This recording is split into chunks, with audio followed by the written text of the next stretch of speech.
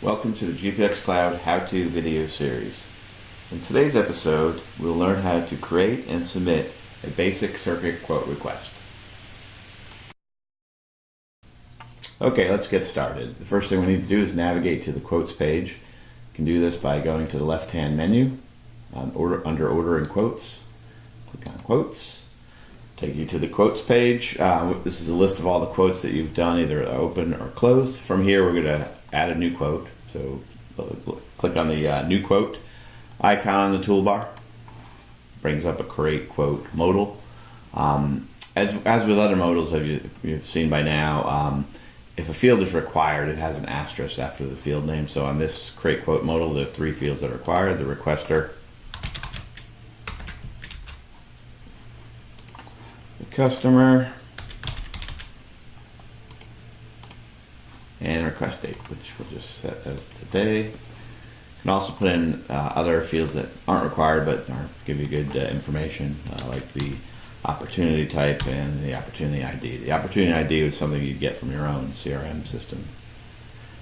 Create saves, which creates our quote. So this is what I refer to as the quote shell. So it's you can add multiple quote services to one master quote, the quote shell. So this is for a customer called Delete Me, connectivity quote. I'm going to now add some individual services. For this demo, I'm just going to add one service. So to do that, again, to the toolbar, click on the Add Service icon.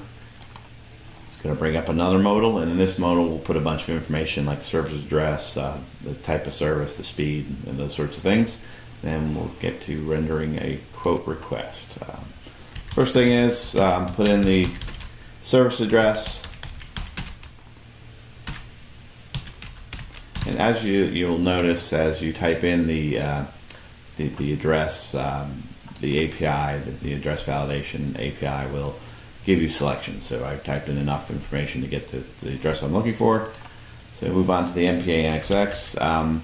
With MPA and NXX, of course, is the first 6 digits of the phone number, the location. The reason we need to put this in there is because the system will calculate. We'll pick basically a hub, Ethernet or TDM hub that's closest to the service address to reduce mileage, as well as if you're using an ILEC Ethernet service. In some cases, you need to have a hub in the LATA. So it also basically is recommend the hub that's in that LATA. Put a few more pieces of information in here. Take the service type, Ethernet. We're going to do 100 meg Ethernet circuit. So you have to put in the circuit bandwidth. Port bandwidth is not required. Some vendors require it, so you'll have to put it in when you're quoting for a vendor that requires it. This is the UNI. If it's Ethernet, it's the UNI port, not the NNI. And the NNI is handled through the hub itself, which we'll see in a second here. Okay, so I've got all the information I need for this page, and you can tell if you've missed a field that's required, this next button here at the lower right-hand corner won't be available, so you'll need to add that information before you can move forward. Okay, next page. On this page, we select the vendor, the quote method, the hub, and in some cases the tier. AT&T has tiered pricing, so if we were calculating an AT&T quote through a contract method, we would have to provide the tier. But in this case, we're just going to do an email quote for a couple carriers for these three here. As I was saying before, on the MPA NXX, the application, if there are hubs configured, it'll recommend a hub, or in this case, there's just one hub, it'll provide the hub. So basically, we'll select that hub. The other carriers aren't configured to have hubs that have right now in this particular demo. So once we select the vendor, we're going to quote all these three via email. Selected our hubs, we can move to the last step. The last step is to send the email out. So basically, what'll happen if you had contact users, contacts in the application that were assigned to these carriers that were also assigned as quoting contacts, would it automatically populate the email? In fact, if I do this, so there are some for AT&T. I think there are. Let's see. There's a few percent two codes. Okay. So here's the example of that. These are all configured so they populate the email template. There's a standard message in the body of the email which you can change, and we can update with a custom standard message, wherever we want to phrase the email. And this, of course, you can type right in here and add your own text as well. All right.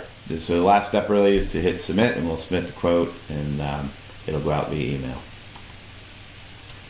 Once we submit our quote, this application has told us the request is submitted.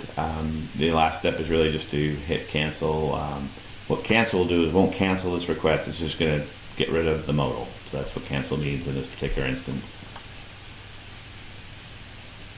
Once doing that, the quote has been populated for the 3 vendors. We just chose 3-year term only. So the quote's been set up, and as you can notice, here was the quote shell we created. We really just had the summary in the documents tab. It's added a new tab for this service request. It's numbered the tab to 01, so each incremental service you add to an existing quote shell will get numbered. And then in further videos, we'll show you how you can kind of edit these quotes, update these quotes, and do other things to the quotes.